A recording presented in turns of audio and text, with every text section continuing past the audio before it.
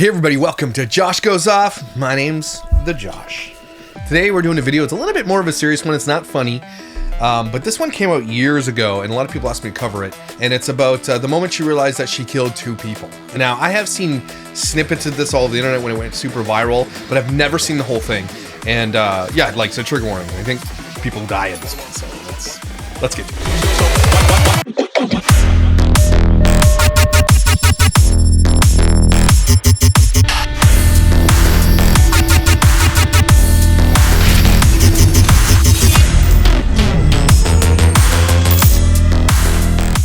Crazy that stuff like this happens. And I know people who are first responders, firefighters, and paramedics, and I've got a friend who's like a high up paramedic, like SWAT paramedic, and my wife's a nurse, not first responder, but she's a nurse. And I've had guys, my first podcast, Dad Challenge podcast with Jeff, who's a firefighter. I know lots of cops and things like that, and so like these jobs can't be that easy, especially this stuff. And if you go on my audio podcast, Dad Challenge podcast, you'll hear some stories with Jeff that are some kind of sad. The things that he has seen as a first responder, as a firefighter in Toronto, like just the things that you have to see. This must stick with you so much. But in this case, I think what sticks with you more is like the reaction of the person who caused the accident. So anyway, let's get to it. Oh, by the way, this one is on Midwest Crime. Just want to give them a shout out. This would never be forgotten for this family.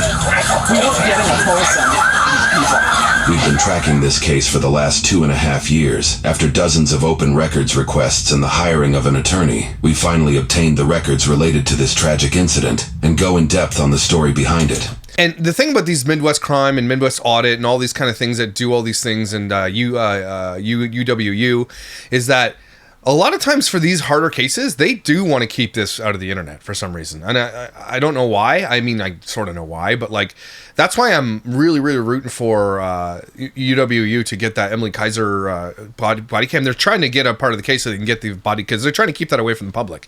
So the reason why they wear these cameras is so that it can be accessible to the public.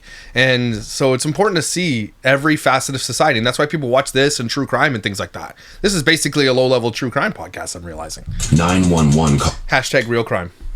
calls detail the seriousness behind what took place. April 4, 2021, 10:32:35. Please confirm the address of your emergency. Yes, there's been a severe car accident on Highway 42. What's the cross County street? Road 42. What's the cross street? Bubble Bar. County Road 5. Okay, how many vehicles? Happened. Two vehicles. Is anyone injured? Yes. Okay, what kind of injuries? We don't know. We're driving past it. It's completely closed. It looks like it's going to start on fire. Okay, are you there anymore? No, we've driven by. I'd be like pulling over if I'm calling the police just to make sure, you can help. I would be helping. I'm just driving by. Oh, look at that. We'll call the police. We'll talk to you later. You can't park there. Okay, stop. They've been on the way this entire time. This is just getting more information for them for when they arrive, okay? Like I said, we dispatch is rude here. have a lot of help on the way. Thank you for calling. Yep, thank you. 10:32:39. 911, is this a life or death emergency? Yes, it is. There's a car crash on 42, like right by the gas station. Hold on. 42 and 1. But I don't know. Whatever's by the bubble bar. What happened? The red car was turning like by the. Tell me what happened. Like this dispatcher's like, tell me what happened. And then she starts telling you what happened. No. Tell me.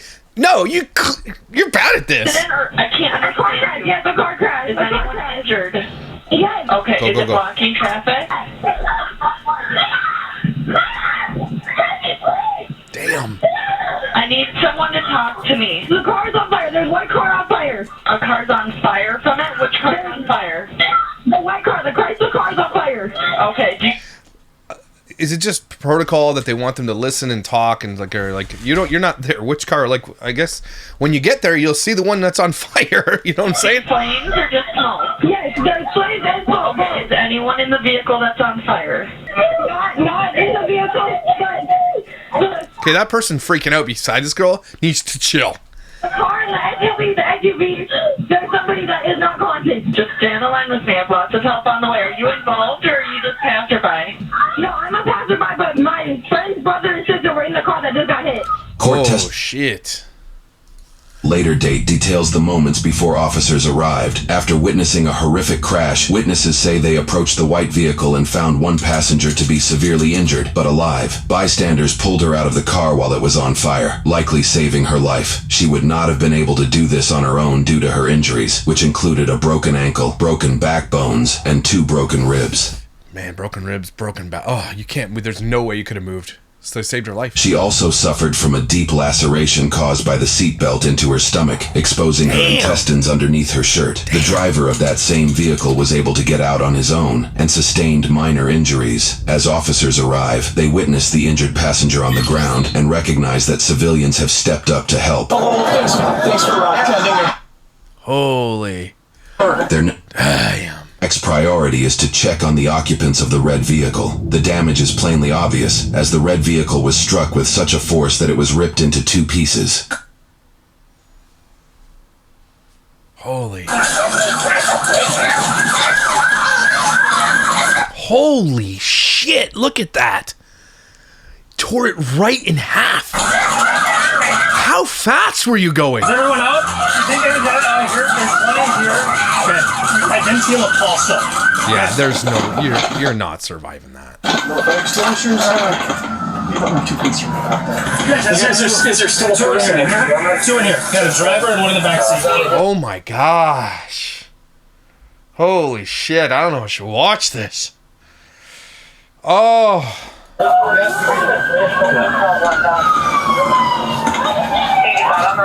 Someone says, I'm gonna kill that. Inaudible. Someone's yelling.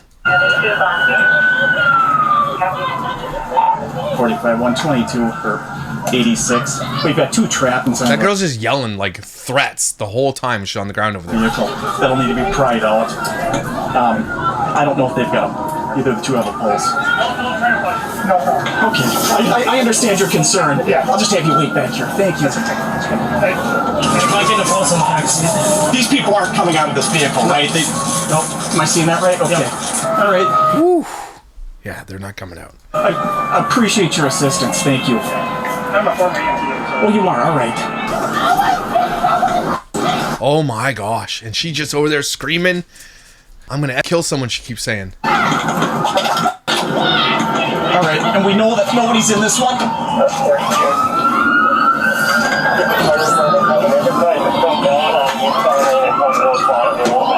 Everybody out? Okay, we're clear here. Okay. All right.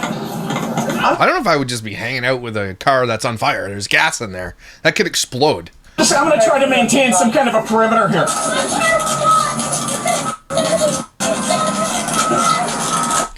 You hear what she just said? It just said it there. I swear to effing God, if this bitch is dead, I'm gonna kill her.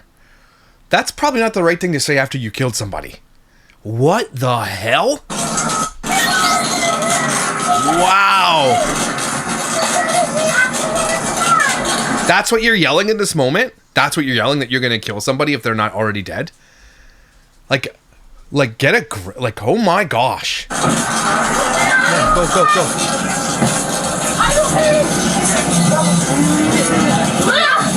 Who's in the car? She was in the car. I'll give it to you later. Please. Don't worry about that. Get this to the hospital now. I will give it to you. I will give it to you all right now. Just get this to the hospital now. She's a huge car here. Well, did you see what happened, or you just heard videoing? I just saw this and I came over. Okay, so you did see it happen, or you didn't? No, I didn't see the accident. Okay, all right.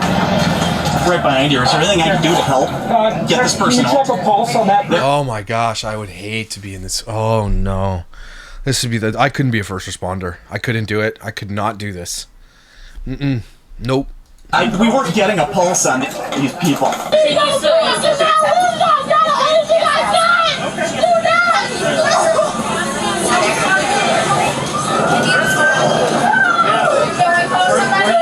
Were you in the car? I called her. Can you come?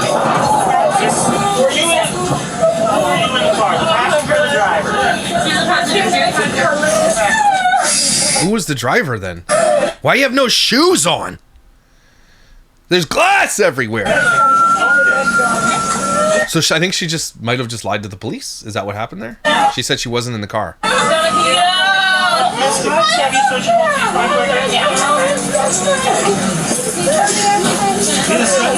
sister. Yes, please. You can get an ID on these two passengers. This is her sister. She wasn't in the car. She was in a different car. Her sister was in the white car.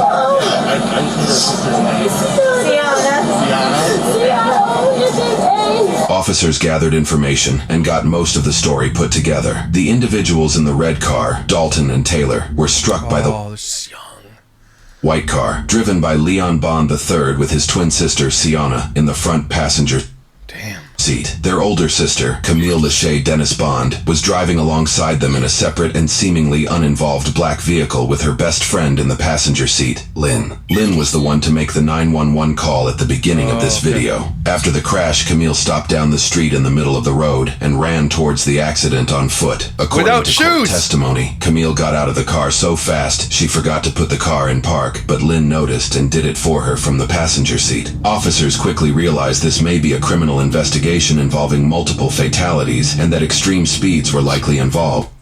That doesn't seem like a street you should be going that fast on, to cut a vehicle in half. What the hell? Accordingly, they quickly identify Camille as a key person of interest. Officers will eventually obtain video evidence of the crash itself to further support Camille's involvement. We will go over that footage later in this video. Ma'am! Can't go over there right now. We're on fire. It's not safe.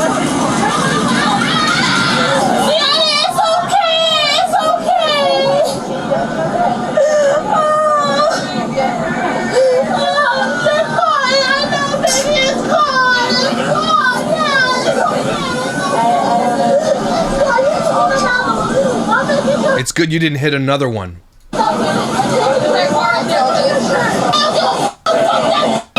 Why are you saying this to the cops right there? They're dead. They're in a vehicle that's literally split in two, and they're dead. And you're like, I'm going to kill that bitch. That's what you're going to say right now? Holy. 770. Here, Camille is immediately placing blame on the other driver. She doesn't hesitate to use profanities towards Taylor, who she incorrectly believes was driving the red car. Okay. 45-122. There's going to be two 1072s. Oh, that's so sad. Officers unfortunately discover the two individuals in the red car, Dalton Lee Ford and Taylor Nicole Garza, have been killed in the crash. The couple was 22 years old. They had plans to celebrate Easter with their families that morning. Three people are out here taking pictures of the dead person. Holy disrespect. And I asked all of them, did you see what happened? Or are you just hearing a video? Yeah. Doing their commentary and Welcome to the age of the internet. I mean, that's it. You see people in New York and big cities, people are getting harassed on subways and buses, and they're just filming it. They're not helping, they're just filming it. I would never do something like that. If I saw someone getting hurt or being harassed, I'm not filming that. I'm going to stop it. But like, there's too many people that are just wanting to go viral. That's what the internet has created. It's so dystopian, everybody. Crazy. Witness is over here. Okay. So we're going to start talking to them. Okay. Officers begin questioning witnesses to hopefully figure out exactly what happened.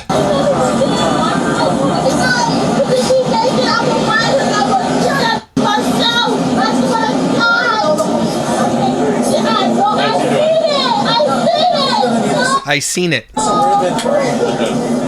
Whenever we get another. Can you hold the back?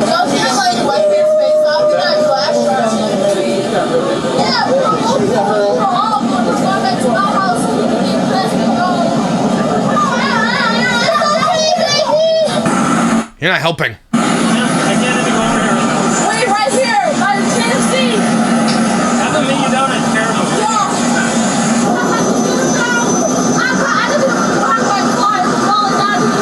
So that was the kid that was driving right there.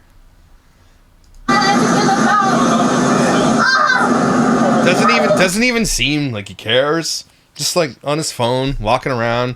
What is going on, man? That's crazy. She keeps yelling at her to be dead. She's dead too. You're just disgusting for doing that. Hey man, can I use the phone you had? You're driving like that.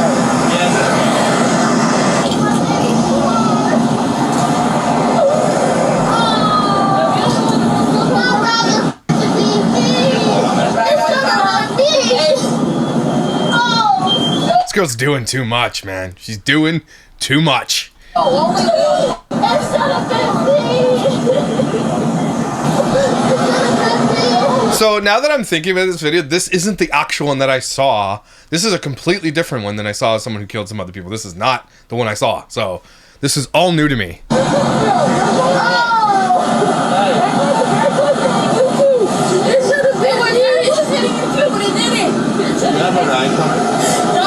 mom is here, but her car is up there. Okay. Is your car still driving? That car is fine.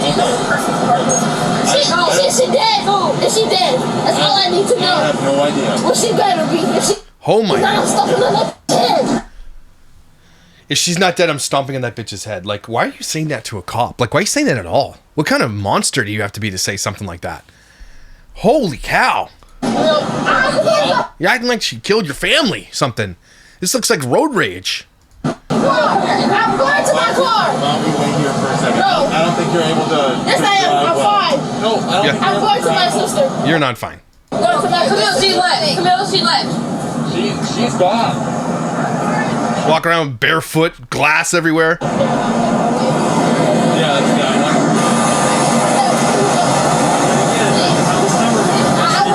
My car's fine though. That's what I'm saying. It's fine. And I'm not moving it. I just need my phone and my shit. That's what I'm gonna get for you. Okay. Stay right here, please. Hi, I'm Matt. She wanted to go over and see that dead girl is what she wanted to do so she could spit on her. That's what she wanted to do. Look at my baby. Is she dead? No, that bitch. I don't know. Holy cow. What a callous, just disgusting piece of shit. I don't know, man.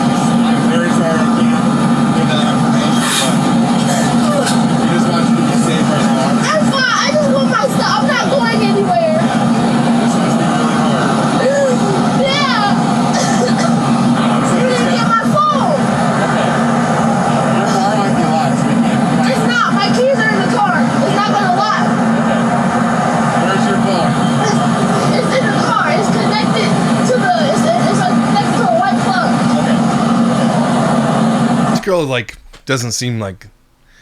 It's really weird vibes that I'm getting off her. Like, just attention grabbing. I have to get it. My mom's gonna call me. I think you have it. It's with your shoes. Yeah. I see it in her hand. Excuse my language. I'm sorry. Excuse my language. Put the strap in. This is kind of. I'm sorry. Yeah, I think she's lying. Easy right here.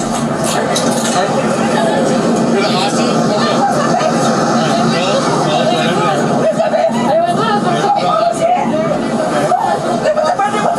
They went to Richmond. And they're both? The passengers in the white car are okay. I don't know yet. Let's just get you off the street now. I need everybody to go on your side of the road. We'll get it taken care of, man. Alright, I gotta go get my truck over there. Okay. Sterling, you stay with Camille. Let me walk with you. Okay. Alright, guys, do you Are want both of them going to Hennepin County Medical Center? They're either going to Hennepin or Richmond. Richmond's closer. Well, I was told that Tiara was going to Richmond Medical because this is both for children. Yeah, so then they're going to Richmond, which is in Burnsville. They're going to the Ridgeview Hospital that's in Burnsville. So what do you want to do? Why is she saying stuff like that? I hope that she is because she was car like that. Can you talk to her? Tried to beat him. What is going on? Let's get to He it. just said that they just passed that hospital. She tried to beat him. Like in a race? Tried to go around her. It was. They tried to pass them. That's what she says. He wasn't here. They went to County in Minneapolis. They both went to County Minneapolis. And she tried to beat him still. Move to this And then next she corner, tried to okay? go around. I don't know where they took him over there. I don't know. So chaotic. Where would all these people come from? But see, Anna has a big cut right here. Her knee's gonna come out of it. Camille said he was We're still, we have to wait for the medical examiner to get here before we can touch any of the cars. We could expedite, we're going to go 10-15 with this thing now. Oh, they're going to arrest her. Why her? So what was your first name? Camille. Okay, Camille, here's what's going to happen is we're going to be placing you under arrest. Why? For criminal vehicular operation. How? Well, you were racing your brother. No, I was not. So here's... There we go, everybody. So they were racing and caused an accident. So that's they hadn't shown us yet any of that stuff, but that's what the cops had learned up to this point. What we're gonna do? We have to examine all of our phones and that type of stuff. So, like I said, we can go two ways. If we have to put you in handcuffs, we're gonna take you back to our station to talk to you. Nobody was racing. We were going 65. Okay. So the speed limit's 50. I understand that. No. Okay, so say you think you're going 65? We weren't even going that fast. There's no way you can cut a car in half doing 65. No chance. No chance in hell. No chance. I watched it. That's the thing. I watched it. Okay. And he was even behind me. So who squealed out at the intersection there? What was that? Who squealed out back at that intersection way down there? Did you have a witness that said that somebody got smoke on all the tires? No, we did not. We left at the same time. Nobody had wheels nor nothing. Nobody had wheels or nothing. Whoever told you that is lying, and I'm just gonna say it like this: whoever told you who said that, most likely is probably white. Race card denied. Sorry, that's not going to fly here. What? That's what you're going to say? That's not going to help you. There's cameras literally everywhere, by the way. And I know it is. This wouldn't be the first. Except all the people that were helping you over there, Camille, or whatever your name is, were all white. They were all helping you and on your side and loving on you, and they were all white. But because you're going to get called out for something you break the law, you're going to use race. Because honestly, truly, and the last 6 years have been an example of this, it works. Okay, it really does work a lot of the time. Time Camille has claimed being prejudiced against while being accused of a crime. Before the day of the crash, Camille held several speeding tickets in her records, even though she was just 19 years old. Her first ticket listed she was traveling 50 miles an hour in a 30-mile-an-hour zone, 20 miles over the speed limit. Her second speeding charge was for going 58 miles in a 45-mile-an-hour zone, 13 miles over the speed limit. However, the ticket details that she was very argumentative with the officer in this situation. The report I don't see it. Are you sure? shares that she argued she was pulled over due to her loud music and her being black, then claimed she was traveling that speed on a hill, and then when the officer handed her the ticket, she crumpled it up and tossed it into the passenger seat of her vehicle. Her third ticket, It's her ticket. She can do whatever she wants with it. was listed as duty to drive with due care speed, where no specific speed data is cited. More details on more of her tickets will be covered shortly. We were not 19, you got 3 major speeding tickets already. Damn. racing. No, none of that. You weren't racing at all? No, I told him for a simple fact, I'm gonna tell you just like this. She's thinking of a lie right now is what she's doing. I'm going to tell you like this, finna tell you something like this quick. For a simple fact, we are black. What the f- does that have to do with anything? Seriously though, what does that have to do with anything? These kids who are taught this stuff to be like, no, it's all about your color, your skin color. Like that's not good for society as a whole. Like there's teaching kids like that. You just have to use that. Like, I'm victim. Here's my victim status card. No, if you cause an accident, you're racing. Just tell the truth, man. It's a nice day outside. I know that the police are out. We see the state troopers out. We were not going for. I said we're going to just go the speed limit up here. She's lying. And then she lied there because she said she was going 65 in a 50. Okay, his car has more horsepower than mine does. So obviously, Mine does. it's gonna sound like it because I know how the engine sounds. And I'm gonna spit fact. My car is slow, but I was in front, so he knows. I was in front. Spitting facts. Obviously. Thanks for spitting facts.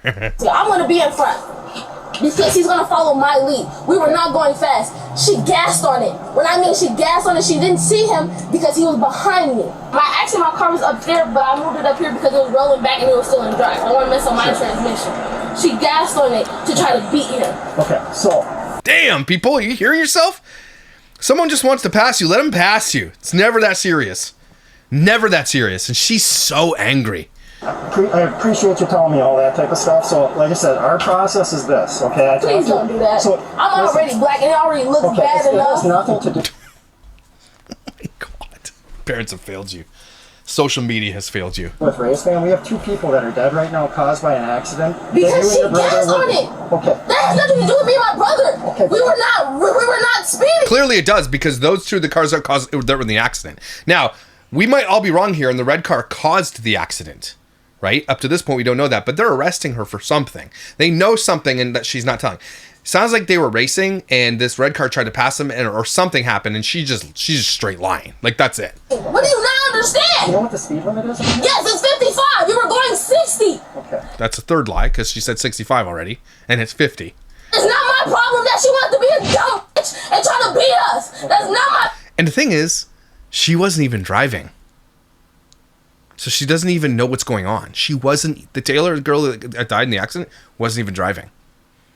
So what the hell? Problem. You placing me under arrest for something that we did not do? We have digital dashes, bro. Okay, we're gonna get all that. We have digital dashes. So, Let's get her. Let's see it. So therefore, we were going 60. What? You have digital dashes, so you're going 60? Is that what you're gonna say now? Yeah. Okay. you don't have to yell at me. I have to because you don't understand. Okay, so here's what is gonna happen. No, I'm not. Okay. You're not placing me under arrest You're or under anything. arrest. Okay, sorry. Yep. Yes. Don't tell a cop you're not being. Just all the videos we've done so far on this channel, there's like 20 now, something like that. Every single one of them are like, I am not under arrest. Well, you actually are. Stop saying you're not when you are. Baby, I love you. I love all of you guys. Stay there. Please stay, please, baby. You're gonna be in handcuffs in a minute if you don't stay over there. Go. Please, baby, I love you guys. I love all you guys. Let's go put on that. I love you, Mom. Yeah. You're not giving an Oscar speech here. You're just going for questioning. Relax. Yeah, and yes, they did use force, and I was not resisting. Force. Okay. Oh, miss. See, she's just a liar. She's straight up just lying. And you know that they have body cameras on. You know that they do. There was no force used. They were being polite. You're the only one rude here. Okay? Whatever. What we'll do is we'll take a statement from you and everything you said Can you take me out of these, please? when we get back to our station, okay? Love you guys. Can you, Jane, not have it real quick? I don't have anything. I know, I gotta make sure. There's nothing in my ass. I need to have the drawers off. Jenny, listen. I don't have your drawers on. I need to have the drawers off. Okay. Why are you outside without any underpants on? It's hot. While both Leon and Camille were arrested that day, they were both released shortly after pending charges. However, prosecutors did charge and arrested the driver of the white vehicle that made contact in the crash, Leon Bond III, who faced charges 6 months later. Leon was ultimately tried as a juvenile. This was despite the efforts to try him as an adult, including a delinquency petition and a petition for adult verification, both of which were denied. Because he was tried as a juvenile, the details surrounding his case are not readily available or public. However, we do know some things, which includes a peek into Leon's school history with fights. One appellate case reveals that Leon's mother legally went after a school official when he attempted to prevent a fight that involved Leon, his two sisters, and another student. The case accuses the school official of dislocating Leon's arm while attempting to prevent the fight. This case was ultimately denied by the court due to there being a lack of willful or malicious wrong in the school official's actions. While Leon's case was being determined, Camille was also charged 6 months after the crash with charges surrounding her direct involvement by drag racing. During that 6-month period before her arrest, Camille got pulled over and charged for driving on a revoked license. Damn. Her license was revoked due to her failing to address her 3 previous speeding charges. She then got another speeding ticket that listed her going 59 miles an hour in a 35 Just drive the speed limit! mile an hour zone, 24 miles over the speed limit. In that pullover, she stated she was going downhill as the reason she was traveling so fast. In October That's the stupidest reason I've ever heard in my life. 2021, she was issued an arrest warrant and faced 2 counts of third-degree murder, 2 counts of criminal vehicular homicide, 1 count of criminal vehicular operation. Why is she getting arrested? She wasn't in the vehicle that crashed into them. What? Third-degree murder? What? Resulting in great bodily harm, and 1 count of careless driving. The warrant she was issued revealed more details surrounding the incident, But she wasn't in the car. including a deeper look into post-event interviews and forensic research. The report detailed surveillance footage that shows the intersection they started the race at. Witness testimony shares that the two exchanged a They're there. They're in the cars there.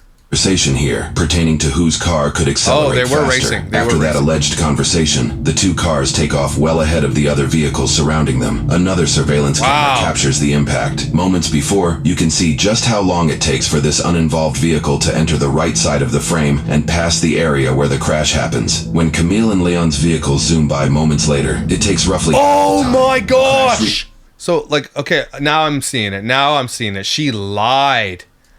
Okay, look. Or you can see just how long it takes for this uninvolved vehicle to enter the right side of the frame and pass the area where the crash happens. When Camille and Leon's vehicles zoom by... Look, that person honestly should not have been taking a left there. I get that. But they're going so fast that's how fast they're going. So that one person didn't. She lied through the whole thing. She said they tried to get in front of them, tried to race them, tried to do all these things. Later, it takes roughly half the time. Holy a crash reconstruction shit. report reveals data obtained by the airbag control module in Leon's vehicle. The report indicated Leon and his sister Camille, who was traveling alongside him, were going 114 miles per hour just 5 seconds before the crash. And she lied, said she was doing 60. She's doing almost double that speed. Just, of course, she's out there lying, saying, I hope that bitch is dead. Look what you did. 64 miles over the posted 50-mile-an-hour speed limit. Court documents also indicated Leon and Camille were over 3 football fields away when Dalton and Taylor started to take the... Okay, so that's why they took the left turn. Because they were here when they started, and they were going 114 miles an hour. 184 kilometers an hour? Holy shit.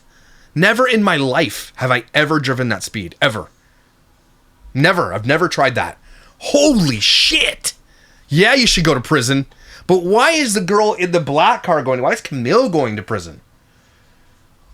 She didn't hit the other car. Turn. They traveled roughly 3/4 of a mile after taking off from the intersection before crashing. Her and her brother's vehicle were traveling between 93 and 106 miles an hour before Leon's vehicle struck Dalton and Taylor. And she got out and said, I hope that bitch is dead. I hope that... She didn't even know who's driving. She didn't even see the person. Holy shit. The day after her arrest on October 29th, 2021, Camille posted a $75,000 non-cash bond, which came with conditions that notably did not exclude her driving privileges. Really? What is wrong with your justice system? What is going on in the States? This woman... Oh my God. No, you can still drive. Sounds good. Sounds like you're being charged with vehicular manslaughter and all that, but you know what? Continue to drive. You were doing 116 miles an hour in a 50 zone. You know what? That's cool. We'll let you keep driving. Post-bail bond conditions. Post-bail bond. Do not leave Minnesota without written court approved. No alcohol. No contact with victims. No use or possession of firearms. Participate in pretrial. Random testing. Request and no driving without a valid driver's license or insurance. So you're allowed to drive. Holy shit. Allowing her to drive despite the seriousness behind her case. 2 months after her release on bond, court records indicate she got in a car accident where she claimed another driver. And you see, the judges who are allowing these people out to roam the streets and do the same shit over again, they should be held accountable. Like that girl, Irina, who got stabbed on that subway, that guy was arrested 44 times, if I'm not mistaken, and was out in the street to kill somebody. Why are we not holding judges responsible? Well, like, what is, as a judge, you are able to keep them from driving again. You're able, like, maybe not able to keep them in jail, but you're able to keep them from driving again, like the very bare minimum. And she gets in another accident. Was at fault. She issued a small claims case to the court for the other individual to pay a sum greater than $4,500. In the following year, she won this court case due to the other party not showing up. Really? She was given yet another speeding ticket in May of 2022. This time she was caught. Holy shit. Going 83 miles an hour in a She was responsible, being responsible to kill 2 people, and she just wouldn't learn her lesson. She could not learn her lesson. mile-an-hour zone, 23 miles over the speed limit. In this pullover, the ticket cites that Camille was unaware of the speed limit, cried, and explained to the officer that she had a bad experience with law enforcement before and was afraid of cops. State records allegedly showed her car's registration was expired despite the stickers on her car displaying she was up to date. In January of 2020... And they get kept... You didn't put her in prison at this point? 3 months shy of 2 years after the car crash, news reports indicate that Camille's brother Leon pled guilty to 2 counts of third-degree murder. He was sentenced to 25 years of prison that same... Holy shit. As a minor, 25 years in prison. ...month. Because inmates only have to serve 2/3 of their sentence before transferring to probation. This means he should be out of jail in 16 years and 8 months. Why is the law? Why then say... You're going to jail for 25 years, but you only have to just say 16 years. I don't get it. Or in September of 2039, when he is 36 years old. Wow. However, rules apply differently for juvenile cases. Here is an image posted on what appears to be Leon's Facebook page, posted in September of 2023, where he seems to be under house arrest. Holy shit. Gets 25 years, but then just gets to be on house arrest and take pictures with wads of cash. What the... What in the f*** is wrong with your justice system? Holy shit. He proudly holds what looks to be $1,000 in cash with a smile on his face. Because Leon was being tried as a juvenile, he was put on probation until the age of 21, with a stayed sentence of 25 years in prison. As long as Leon doesn't break probation by age 21, his sentence will be considered served. Are you kidding me? What the... He killed 2 people and he won't have to go to prison for it. What the hell? In mid-2024, Leon turned 21 and successfully completed his probation. His sentence for murdering Dalton and Taylor is considered served. I'm telling you, if I'm Dalton or Taylor's parents, it's not good enough for me. It's not good enough. Sister, who operated the other racing vehicle, Camille Dennis Bond, faced a slew of charges as an adult for her involvement, making her case information more readily available. Through court deliberations, Camille's defense team would not only argue that she was not at fault due to her not being in the vehicle that struck Taylor and Dalton, but would go as far as to say Dalton should have yielded before the turn, and even suggest they were doing 114 miles an hour. Suggested Dalton was at fault for the crash. In this section of the video, we will cover the surprising court deliberations that brought the case to its wow, this got real interesting conclusion. As if that kid didn't serve any time in prison. Nothing. Just got to go home, sit in the toilet with thousands of dollars of money in cash and just like flex.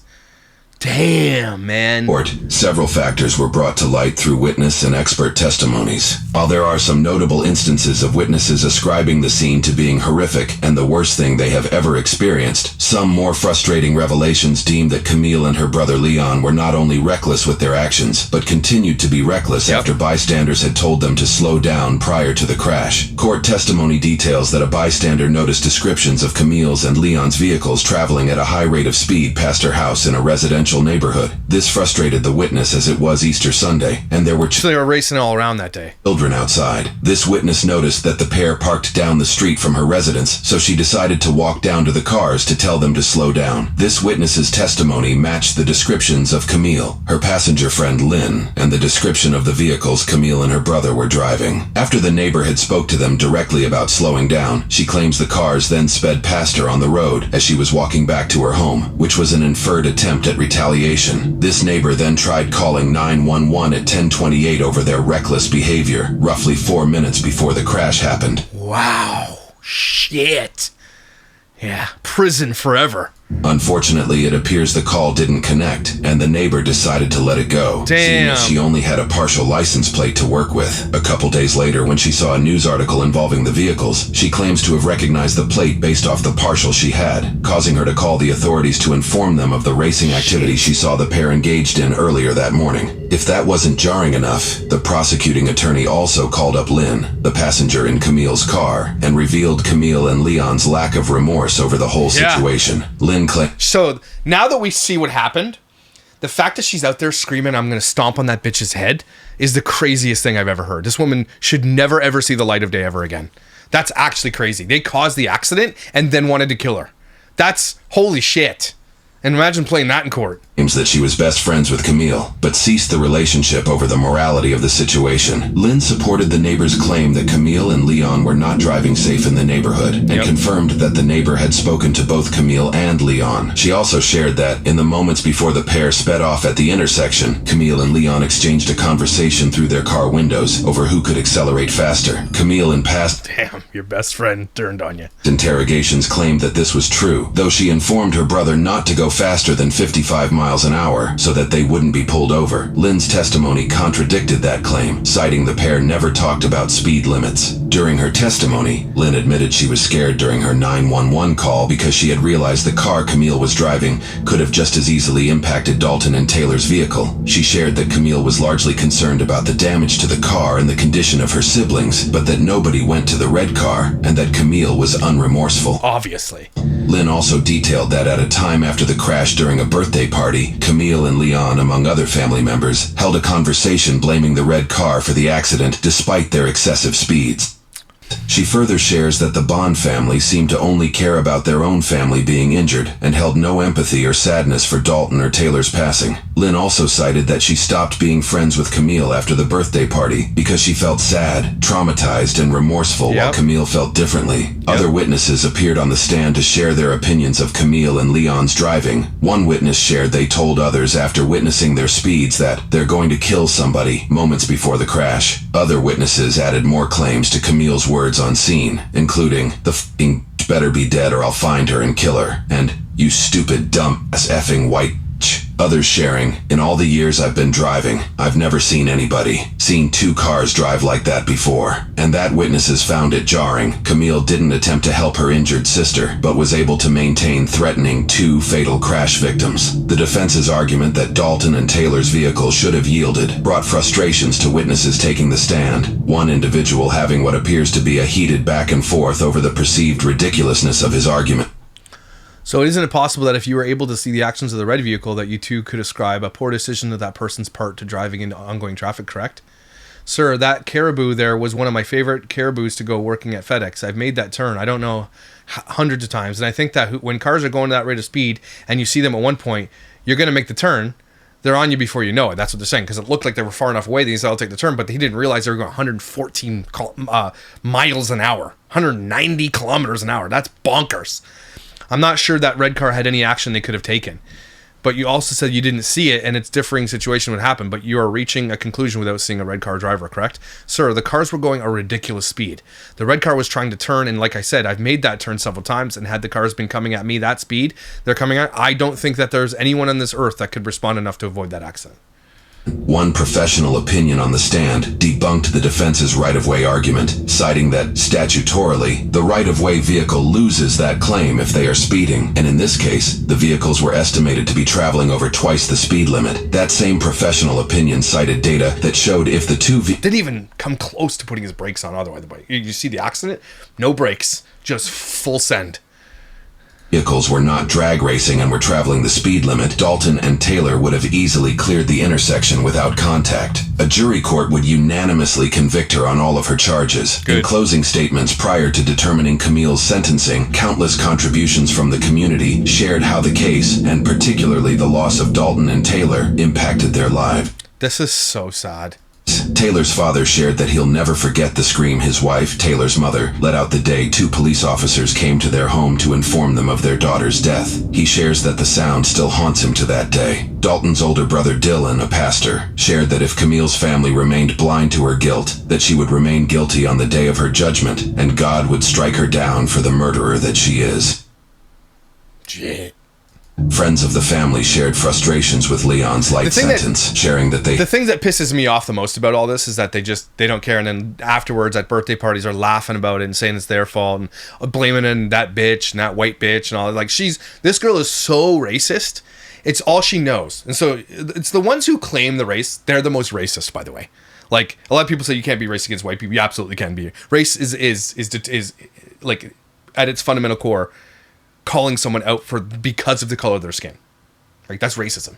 And she's the most racist I've ever seen this. Like, she blames them for racism, but it's her who's racist. His older brother Dylan, a pastor, shared that if Camille's family remained blind to her guilt, that she would remain guilty on the day of her judgment, and God would strike her down for the murderer that she is. Friends of the family shared frustrations with Leon's light sentence, sharing that they hated the court system for giving him such an easy break. Again, sometimes, I'm not advocating for this, but sometimes street justice is a thing that happens. They also shared that rules do not apply to Camille and that she will kill again. I mean, obviously this is true because she got like 3 more speeding tickets after this. They referenced Camille's lack of remorse, pointing out that Camille turned to her mom, laughing and playing on her phone like it was any other day during breaks in court testimony. No way. Documents revealed that the victim's family had just held a funeral the day prior for Dalton's grandfather. One cousin noted that the last photo they all took together as a family was that day. Veronica, Dalton's mom, pointed out frustrations with Camille's lack of remorse and her continued speeding infractions after the fact. Yep. Dalton's father, Jim, highlighted Camille and Leon's previous school fights, along with their alleged fist fight that broke out when they got in an accident with another driver. He also cited her claims of racial prejudice against her to be nothing of the sort when it came to Dalton and Taylor, sharing the pair had gone to Minneapolis in support of George Floyd, that Taylor had continually engaged in Native American culture and why are you putting that in court? That's so relevant. Reservation programs, and that his son Dalton was involved in a mostly Hmong and Hispanic car club. He also highlights an alleged social media conversation Camille had where she mentioned going drag racing again only 45 days after the crash. Jim also cited numerous individuals who shared stories of Dalton's acceptance and openness to other people. He also mentioned that shortly after the incident, this isn't about race at all. Like, I don't understand why they're throwing this in the case. This is pissing me off because these people there was no interactions. The only interaction was the accident. There wasn't racing. They weren't trying to pass them like she was saying. It was just like, it was a very, very, very negligent, crazy, not accident, but like negligent homicide, right? Where there was no brakes applied. And like, why talk about race? Like, race had nothing to do with it. You think they pulled in front of them because they were black? You couldn't even see what they were. Like, what does that have to do with anything? This is what's wrong with the world, by the way. and Veronica had discussed a hypothetical scenario. Their scenario involved Camille and Leon's mom, Crystal, coming to their house, apologizing and begging for forgiveness. In this case, Jim claims Veronica would have gave her a hug, invited her into the house for coffee, and discussed the nightmare as mothers, one to another. They purposefully told the court to keep communications open between them and all individuals involved, in case this scenario came to a reality. A year after the incident, once Jim and Veronica saw their hypothetical scenario would never come to existence, they closed communication through the court system. In contrast, that's so crazy. That's so crazy. When Camille and Leon's mother, Crystal, took the stand, she denounced the notion that her children should be called murderers, citing a Webster's dictionary definition that mentioned premeditation, even though they were being tried for third-degree murder. She also claimed she feared Camille was going to become the next George Floyd. See, again, this turned into a race war. And she's basically low-level threatening. If you do this, if you charge her for murder, then she's going to be the next George. No, she's not. And said Veronica had, quote, verbally assaulted her for calling her a bad mother a year after the incident. You are a bad mother. You are. You raised these twats. When it came time for sentencing, the judge first cited his reasoning. He shared that, in my 40 years of being involved in the legal business in various aspects, I've never been involved in a case that's affected and impacted so many different people in so many different ways. He also pointed out frustrations that Leon was tried as a juvenile and wouldn't spend a day in prison as long as he abides by his probation conditions. Before sharing the sentence, I'm honestly surprised he did. He told Camille directly, I think you're in deep denial about what exactly your role played in this event. For her third-degree murder charges, she was sentenced with 150 months for one and 180 months for the other. Not enough.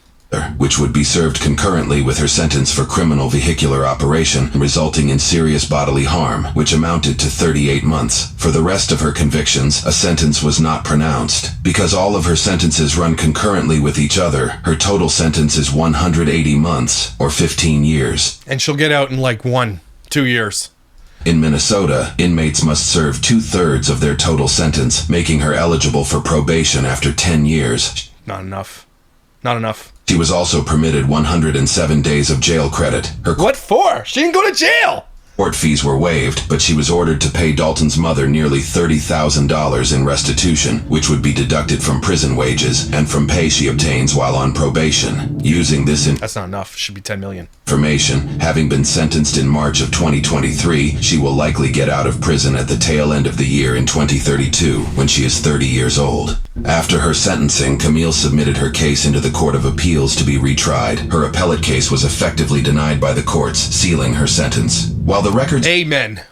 we obtained from the state pertained directly from Camille's involvement in the case, we were able to secure an interview with Dalton's mom, Veronica, to get more details surrounding Leon's case, and exactly how and why he was let off the hook so easily after being convicted for double murder.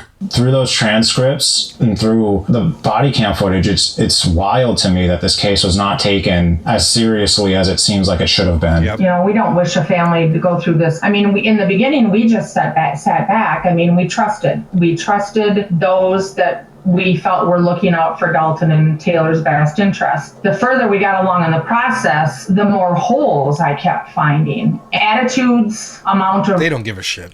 Of remorse, accountability. If that... Even the prosecutors and shit, they don't care. They don't care. It's another case, another number. Would have come into play, we would understand, we'd be better. But because it didn't, and because the way the laws are set up right now, that these children are protected. A double murder charge in the Dakota County. They'd never had one before. We were going to be the first juvenile case to go to trial because Leon was innocent. Camille was innocent. Dalton pulled out in front of them. I mean, you've read the transcript. He turned 21. At that time, he's free and clear. It's like it never happened. That's crazy. And he doesn't have a record, nothing. Just like it never happened. He didn't kill people. That's crazy. I bet you I did 75 open records requests. I fought hard. And not so much on Camille's situation. I mean, because hers was adult. It was fighting the juvenile side. Strangely enough, they did make 4 changes to their juvenile certification process. The juvenile side, they say that this case will haunt them for the rest of their lives. They don't give a shit. That Leon was not certified as an adult. I found out there are 87 counties in Minnesota. There are 87 ways to certify a juvenile. County by county, not even Washington, Dakota, Scott, Carver, none of them go through the certification process for a juvenile the same way. The county that handled this case, Dakota County, certifies juveniles through a psychological and criminal record report, which then goes through an evaluation process involving multiple parties. To qualify for certification, the accused must be 14 years old, and in this case, Leon was 17 and 9 months old at the time of the crash. Second, 3 months short of being tried as an adult. The crime needs to be a felony, and this case certainly qualifies as one of the worst felony charges a person can obtain, and Leon got 2 of them. In most cases where a juvenile who is 16 or older is being tried for particularly violent offenses like this case, there is a presumption of certification, which means the juvenile is assumed to be tried as an adult. That is, unless they can specifically prove they would be rehabilitated through the juvenile How do you prove that? How can you possibly prove that? System. This process for proof of rehabilitation in this case required a parole officer to organize a report, referred to as a certification study. Additionally, a psychologist conducts a psychological evaluation. This report often includes the seriousness of the crime, indications of mental health issues, their prior record, and their likelihood of rehabilitation in the juvenile system. These reports are then reviewed by the Extended Juvenile Jurisdiction Panel, or the EJJ panel for short. In this case, the 7-person panel then votes on if the accused should be tried as an adult or not. In Leon's case, Veronica made a startling discovery through her own investigations. Leon was on probation at the time that he murdered Dalton and Taylor. His probation officer was the intake probation officer for the certification process. Leon was already on probation at the time of the crash. Holy shit! Reports indicate this was likely due to his violent behavior in high school. And still got off scot-free. What made this a troubling situation was the extended history the probation officer had with Leon. These prior efforts to push for rehabilitation could influence the probation officer to unjustly suggest a favorable outcome for Leon due to their personal attachment to the case. Unfortunately, it seems that's exactly what happened. Holy shit, another failure. Put this lady in prison. His current probation officer was the one that supplied all the information to the 7-panel EJJ members, and she left out all of his high school history. That son of a... So why can't you go back and be like, well, we want to sue her. Why can't you sue the county then? She lied. She only went up till 8th grade. And that, of course, influenced that panel. Correct. Bitch, I hope that your sock falls off in your shoe for the rest of your life. News reports indicate that the same probation officer was also one of the 7 members on the EJJ panel to vote for or against Leon's adult certification. And it was a 4-3 vote, Harrison. 4 said juvenile, 3 said adult. In this case, that probation officer was one of the votes to not certify Leon as an adult. To what end? Like, so she could say, look, I'm a good probation officer? Like, what to what end here? Is this probation officer using race too to fight this thing? To, like, you know what I'm saying? Do you know what I'm saying though? Like, are they being like, this happens? So, how do you think OJ got off? one vote with him being 80 days shy of 18 with a history, on probation for the third time, 2 of them being assault charges. We just said that's a conflict of interest. And then they would come back and say, well, but the current PO is going to have the most history with that juvenile. Yeah. Okay, but then that probation officer needs to give everybody. Why would she leave that out? The same information. The state forensic psychologist had everything, had all of his history from all the way through high school. The 7-member panel did not. So one of the changes that was made was all reports given have to be the same. You cannot pick and choose what members see what. The other one, the intake parole officer cannot be the juvenile's current probation officer. Right. The third change was with restitution. The corrections department. That bitch. Sorry. And determined the amount of restitution. I had provided documentation showing, because Dalton, 22, didn't have life insurance, student loans, had a car payment. Restitution was approved upon at $29,000 and some change. That's zero. That's nothing. It was whatever I submitted. Well, we got the documentation from the juvenile side, and it said, well, Leanna's only responsible to pay $8,500. And I went, why? It's $29,000 and some change. They're both equally guilty. I would have thought it just would have been split in half. Dakota County Juvenile Corrections set their own dollar amount. Most counties would leave it up to the judge. He's been out. Camille's in jail. She doesn't have as good of an opportunity to pay this restitution as Leon does. Well, they did. While he sits on a toilet holding $10,000 or $1,000 or whatever. Change that now. Wow. It's no longer up to juvenile corrections. It is up to the judge. They got rid of the cap. They, in essence, had a cap of $8,500. The state forensic psychologist came back and said, yes, adult. There is not enough time to rehabilitate him. There is not. Obviously. Guy's sitting on a toilet full of guys like a gangster. For the severity of the crime, he cannot be rehabilitated, or she didn't think. She submitted her report the day before the EJJ panel did. The EJJ panel knew that the state forensic psychologist had recommended adult. They never reconvened. They never got into a room, never came the injustice. That's why I'm like, I'd be going to jail. Kill my kid, I'd be going to jail.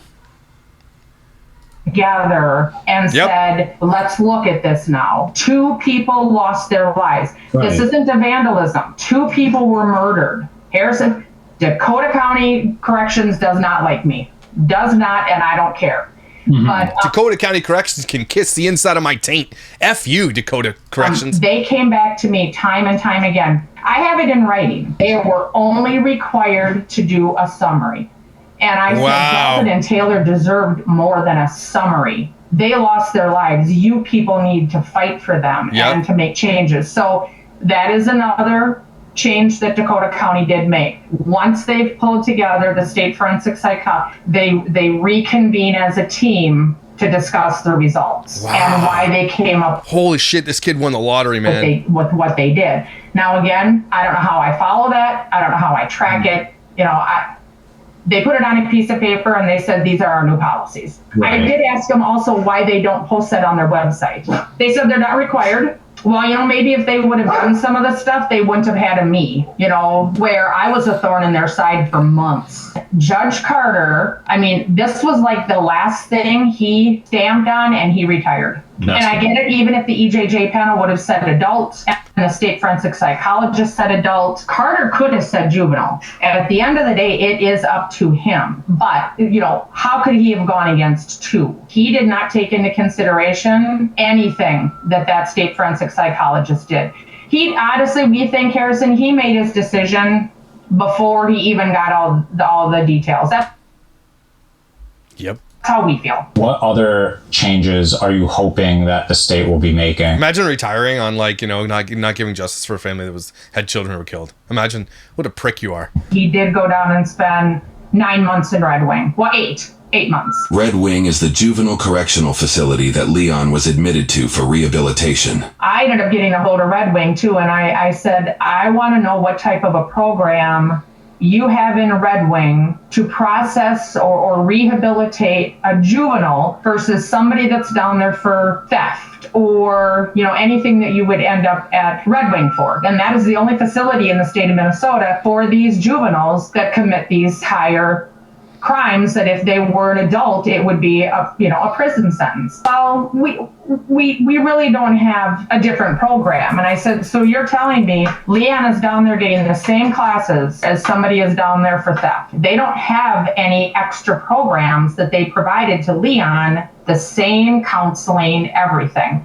I couldn't be this parent. I'm sorry. I mean, I'm glad she's a thorn in her side, but I would be running for mayor and shit at this point. I'd be going systemic change all the way through. I'd gotten a hold of JSD and Hastings. I said, because how much you want to bet this kid's going to end up in Dalton's going to end up in prison again? How much you want to bet? What does Leon's day-to-day look like? He was taking classes. Or Leon, sorry. He finally did get his diploma. So, because he was a super senior, he hadn't graduated yet. But he was getting religious classes. He was taking yoga classes. And I'm sitting here thinking, yoga. He murdered 2 people. He's over here in the Hastings JSD. He's getting yoga. I mean, there has to be something above and beyond. Juveniles are given a slap on the hand. Just because they're under the age of 18, that shouldn't give them a get out of jail free card. And in essence, it does. If there is a situation where they can be rehabilitated, that needs to be done. But each case needs to be looked at. And when you're talking the murder of 2 people, it can't be the same. When we met with Keith, he agreed. He says, no, harder programs need to be given, longer probation. He said, Veronica, once this law gets passed, we're going to name it the Dalton-Taylor law. 18, that can't be this magic number. He's an adult. I get it at the time. He was 80 days shy of being 18. He was arrested that day, but then he was let go. Now in Wisconsin, which of course is where we live, just across the river, 17, you're automatically an adult. Now Minnesota is actually trying to raise it to 21. What? Wow. There were bills that went in this last time that none of them went through, but the authors one was Bobby Joe Champion. Camille's. Jeez. Again, I'm sorry. Why do you want to do this? Because the crime is, they don't want people to answer for the crimes. Attorney that said, because youth are doing more shit than they ever did before. The age needs to be raised to 21. The brain fully doesn't develop until you're 25. Then keep them in probation until they're 25. And then charge them. Come off when they're 21. Extend it. Yeah, get it, but make them accountable. And going the opposite direction of what we're fighting for. And I emailed those editors of those laws. Not one of them got back in touch with me. Of course, I don't give a shit about you. Leon murdered 2 people and got basically 25 months. How can somebody that drives that recklessly end up getting the sentencing that he did? Taylor was like a daughter to us. So we lost 2. And it's something that they're worth fighting for. Somebody was going to die. Somebody was going to die that morning on that road by their hands. The last time we had court with Leon was right before his birthday, and the level of entitlement from that family, I was standing right there that could have given him an opportunity to say something to me, her an opportunity, and they just... Now, I had some words with them as well, and they weren't pleasant, but they were words that I had been wanting to say. Oh, I'd be doing the hardest F word you've ever heard in your life. Oh, you'd have to put me in contempt. Them for quite some time. And Tiana, the twin sister, looks right at Crystal, the mom, and said, Mom, she's nothing.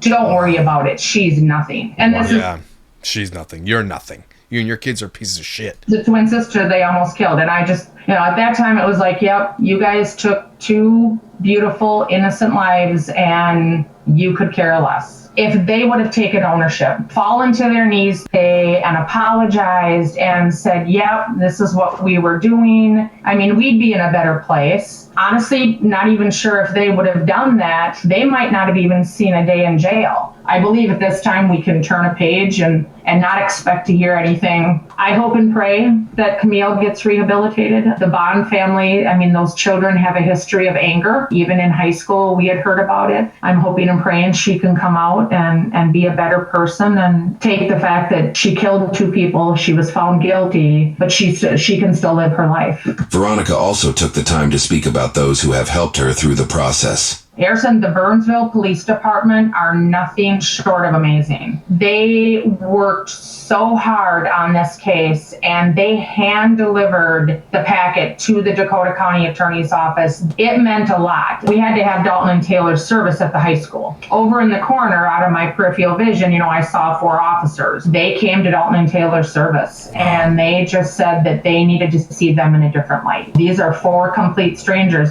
They were first responders, so they were there, and that meant the world to us. It just goes to show you what kind of people. One of the EMTs, he broke down on the stand. He started to cry. And young, and he just, the tragedy of it all, and then just sitting there on camera being like, I want to stomp her head and kill her anyway. Like, fuck, man. This is a very... Like, when you come to that scene, you see all that stuff, you're like, okay, something happened here. Someone was racing, they tried to pass you, there was road rage. It wasn't. They were just turning. And then that girl's out there being like, I'm going to kill her. What the... Man, I hope she never sees the light of day ever again. Tough case. It's a tough case. It's okay. Leon had been pulled over. He had gotten warnings, and been let go. And sometimes it's just one person that can go and have a conversation enough to have them think twice about what they're doing. And, of course, then she's like, I'm so sorry for your loss. Well, then, of course, I start bawling. I'm crying to a complete stranger on the phone. But it's maybe if somebody would have talked to Leon, and just said, if you keep driving the way you're driving, there's going to be consequences, and maybe Dalton and Taylor would still be here. So, we can what if ourselves forever for the rest of our lives. The thing that gets me about this the most is just, again, the lack of accountability, we didn't do nothing. They're going to college, and holy shit. Unbelievable. So sick of people yelling, think they can get out of trouble. She needs life in prison. The way she acted, she has no empathy to protect the rest of society. She needs to be, Having zero empathy for the whole thing is the craziest part, because this girl clearly doesn't give a shit. This is someone who can't operate in normal society. You kill 2 people or part of that, and you're just like, want to kill them more? You don't belong here. Sorry, you have no business being amongst civilized people, okay? That mom is a rock star despite her loss. She's using the tragedy to try to make a difference, and has made a difference, and good for her. Any crash that involves the car being literally cut in half has to be over 100 miles an hour. What a horrible family. I do like how one of their friends eventually stopped being friends with her. Yeah, because how could you still be friends with people like that? 80 days short of adulthood. That's crazy. Going 100 miles per hour and screaming death on the innocent people you killed is wild. I know that's a harsher one to see, but that's an insane case. And it's not the one I was thinking about. There's another one out there where the girl doesn't know that they're dead, and she's all screaming I'm going to have to find that one. If you know about that one, let me know. Anyway, this is a crazy case, and I hope she spends every waking moment, 15 years of that in prison, if not more. I hope she keeps breaking laws at prison, and she's still getting, I hope she never sees light of day ever again. That's insane. And that this kid, guarantee you, he's going to end up in prison again for sure. 100%. Everybody, take a deep breath. Thanks for being here. I appreciate you. These are the harder ones. I'm not sure I like these as much, just because they're really, really... I'm going to be thinking about this for a long time. I don't like that. I don't know. What do you guys think? Should we continue? There's that one with the head. They found the guy's head in the son's bedroom. Do I do that? Do we like these ones? I don't know. Anyway, let me know what you think in the comments below. I trust you. So thanks for being here, guys. I appreciate you, and I'll see you next time.